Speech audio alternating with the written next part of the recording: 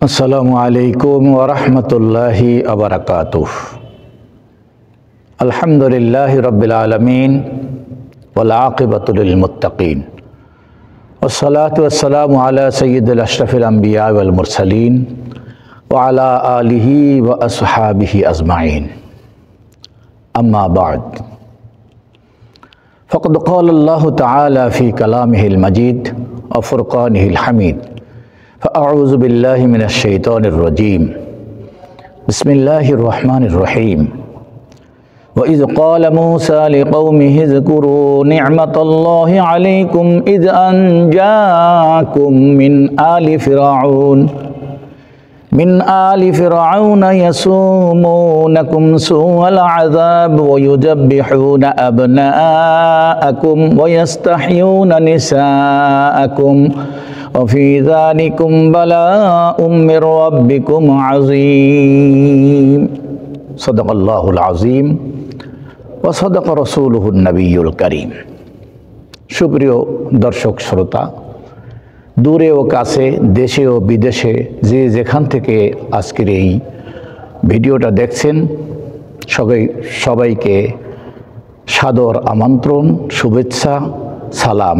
আসসালামু আলাইকুম ওয়া রাহমাতুল্লাহ। আমি আপনাদের সামনে আজকের যে বিষয়টা আলোচনা করব সেটা হলো মানুষের একটা স্বভাব, যেই জিনিসগুলো সে পেয়ে যায় অটোমেটিক অথবা কোনো চেষ্টা করে পায়। অটোমেটিক পেলেও তারপরেও মানুষের স্বভাব সে নিজের কর্তৃত্ব নিতে চায়, যেটা আমার নিজের অর্জন, এটা আমি আমার চেষ্টার দ্বারা পেয়েছি। আর যেটা নিজে কষ্ট করে অর্জন করে পায় সেটা তো কাউকে এর সাথে সম্পৃক্ততা চাই না, এটা মানুষের স্বভাবগত অভ্যাস। অথচ নিজের প্রচেষ্টায় অথবা অটোমেটিক আল্লাহর পক্ষ থেকে যে কোনো বিষয়ই আপনার আমার জন্য কল্যাণ বয়ে আনে, সেই কল্যাণগুলো আপনি আর আমি অর্জন করতে পারি না যতক্ষণ না আল্লাহ সুবহানাহু ওয়া তাআলা সেই অর্জনগুলো করার সুযোগ সামর্থ্য তৈরি করে না দেন। তাই আপনাদের সামনে আমি যে আয়াতখানা তেলাওয়াত করেছি, সূরা ইব্রাহিমের 6 নম্বর আয়াত। আল্লাহ রাব্বুল আলামিন মুসা আলাইহিস সালামের ঘটনা শুনিয়ে রাসূলুল্লাহ সাল্লাল্লাহু আলাইহি সাল্লামকে সতর্ক করছেন এবং প্রকারান্তরে দুনিয়ার সকল মানুষ জাতিকে এই ঘটনা দিয়ে শিক্ষা গ্রহণ করার জন্য বলেছেন। কি বলেছেন? وَإِذْ قَالَ مُوسَى لِقَوْمِهِ اذْكُرُوا نِعْمَةَ اللَّهِ عَلَيْكُمْ। স্মরণ করো যখন মুসা আলাইহিস সালাম তার গোত্রের লোকদের বললেন, তোমাদের প্রতি আল্লাহর দয়া স্মরণ করো। মুসা আলাইহিস সালাম তার কওমের লোকদেরকে তখনই বললেন যখন মুসা আলাইহিস সালাতু ওয়াস সালাম তার কওমের লোকদেরকে নিয়ে নদী পার হইয়া ফেরাউনের দলবল তাদের শত্রুতা থেকে রেহাই পেয়ে নদী পার হয়ে গেলেন। এমন সময় মুসা আলাইহিস সালাতু ওয়াস সালাম আল্লাহর শুকর আদায় করার জন্য তাদেরকে বললেন যে যখন তিনি আল্লাহ তোমাদেরকে ফেরাউনের কবল থেকে রক্ষা করেন, আল্লাহ যে তোমাদেরকে ফেরাউনের কবল থেকে রক্ষা করেছেন সেজন্য তোমরা শুকরিয়া আদায় করো। إذ أنجاكم من آل فرعون يسومونكم سوء العذاب يذبحون أبناءكم। তোমরা ফেরাউনের কবলে এত নিপীড়িত ছিলে, এত আযাবের মধ্যে ছিলে, এত বিপর্যয়ের মধ্যে ছিলে, এত কষ্টে ছিলে যে তোমাদের উপর নানান ধরনের আযাব কষ্ট তোমাদের উপর চাপিয়ে দেওয়া হতো। এমনকি তোমাদের সন্তানগুলোকে, ছেলে সন্তানগুলোকে তোমাদের সামনে জবেহ করা হতো। সমস্ত সন্তানগুলোকে জবেহ করতে, ওয়াস্তাহইউনা নিসাআকুম, আর ছেড়ে দিত তোমাদের কন্যা সন্তানদেরকে, মহিলাদেরকে। ওয়াফি যালিকুম বালাউম মির রাব্বিকুম আযীম, এটা তোমাদের পালনকর্তার পক্ষ থেকে তোমাদের জন্য ছিল বড় এক ধরনের পরীক্ষা। তো আল্লাহ তাবারক তাআলা সেই পরীক্ষা, যেই পরীক্ষায় মূসা আলাইহিস সালাতু ওয়াস সালাম এর কওমেরা, সেই পরীক্ষা থেকে আল্লাহ নাজাত দিলেন ফিরআউনের কবল থেকে, তাদেরকে নদী পার করাইয়া ওপারে উঠিয়ে দিলেন নিরাপদে। সেই সময়েও তাদেরকে শুকর আদায় করার জন্য বলার পরে তারা শুকরিয়া আদায় করল না। আল্লাহ আমাদেরকে এই বাণী শুনিয়ে রাসূলুল্লাহ সাল্লাল্লাহু আলাইহি সাল্লামের মাধ্যমে আমাদেরকেও বলেছেন যে আল্লাহ তাবারক তাআলার পক্ষ থেকে আমাদের উপরে যেই ধরনের বিজয় আসুক, যেই ধরনের ভালাই আসুক, যেই ধরনের বিপর্যয় থেকে আমরা মুক্তি পাই, যেমন ধরুন আমরা এই বর্তমানে 5ই আগস্টের আগে যে আমাদের মাথার উপরে এক গজব চেপেছিল, আল্লাহ সুবহানাহু ওয়া তাআলা সেই গজব থেকে বাংলাদেশের মানুষদেরকে নিরাপদ করে দিয়েছেন। এটা কোনো ছাত্র জনতার আন্দোলনে হয় নাই, এটা কোনো রাজনৈতিক দলের কারণে হয় নাই, এটা স্বয়ং আল্লাহ সুবহানাহু ওয়া তাআলার রহমতের দ্বারা হয়েছে। আল্লাহ এটা করেছেন।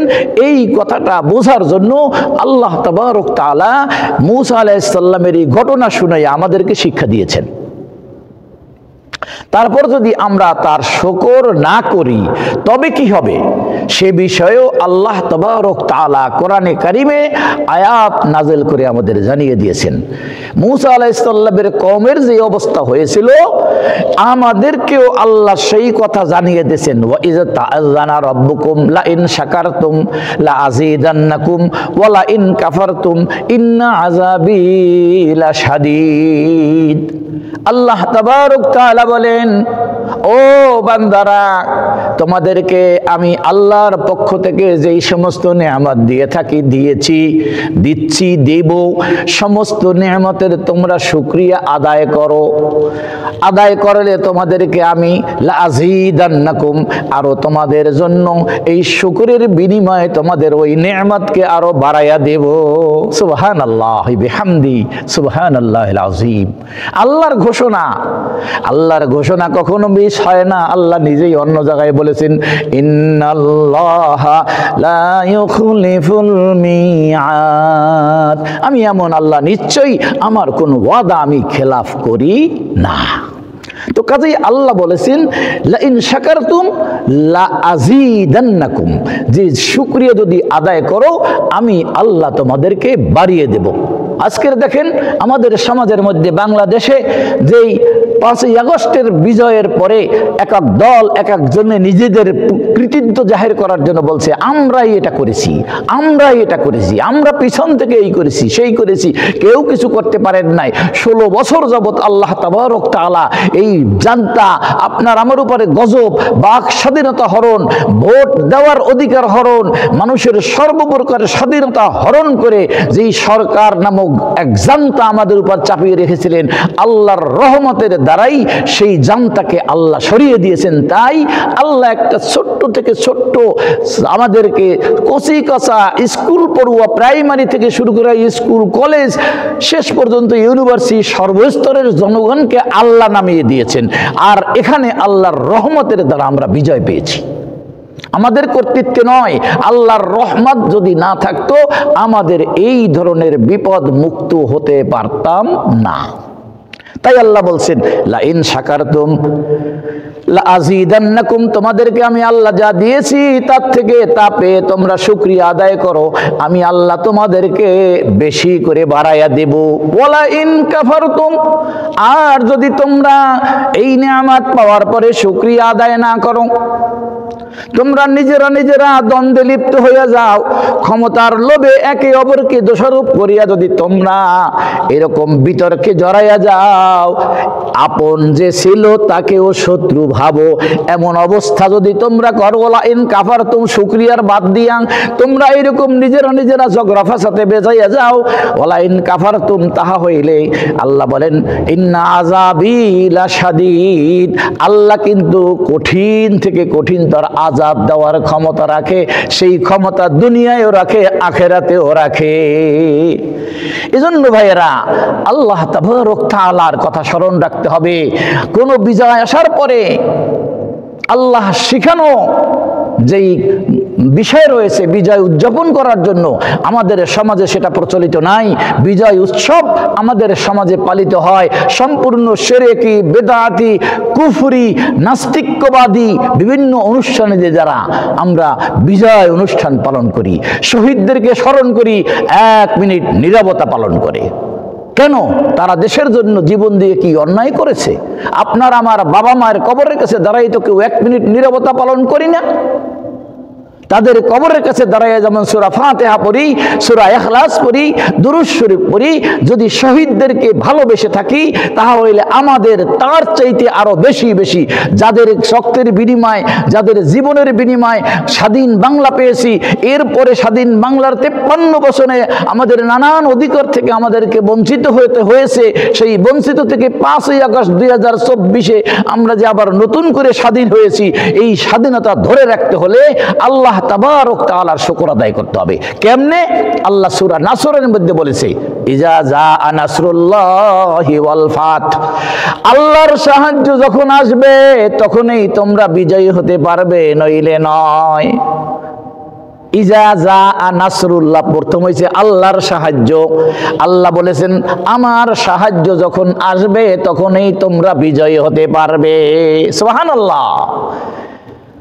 আপনি মনে করছেন আমরা জনবল বেশি ছিলাম, আবু সাইদের মতো 2 হাত তুলি বুক পেতে দেওয়ার কারণে আমরা 5ই আগস্টের স্বাধীন পেয়েছি? না না, আল্লাহ বলেন ইজা জাআ নাসরুল্লাহি ওয়াল ফাত, আমি আল্লাহ যখন সাহায্য করি তখন তোমাদের বিজয় আসে এবং আসবে। ওয়ারাআইতান নাসা ইয়াদখুলুনা ফি দীনিল্লাহি আফওয়াজা, আর তখন তোমরা দেখবে মানুষের মধ্য থেকে মানুষগুলা দলে দলে বিজয়ী দলের মধ্যে সম্পৃক্ত হচ্ছে, যোগদান করছে। সব মানুষ এখন বিজয়ী দলের মধ্যে আসতেছে। যারা পরাজিত শক্তি ছিল তারাও নতুন খোলসে, নতুন মুখোশে, নতুন পরিচয়ে আবার তারাই বিজয়ী দলের মধ্যে ঢুকতেছে। আল্লাহ বলেন ওয়ারাআইতান নাসা ইয়াদখুলুনা ফি দীনিল্লাহি আফওয়াজা, তখন দেখবে বহুত লোকে লোকারণ্য, দলে দলে ভারী হয়ে যাচ্ছে, সব মানুষ তোমার দলে আসছে।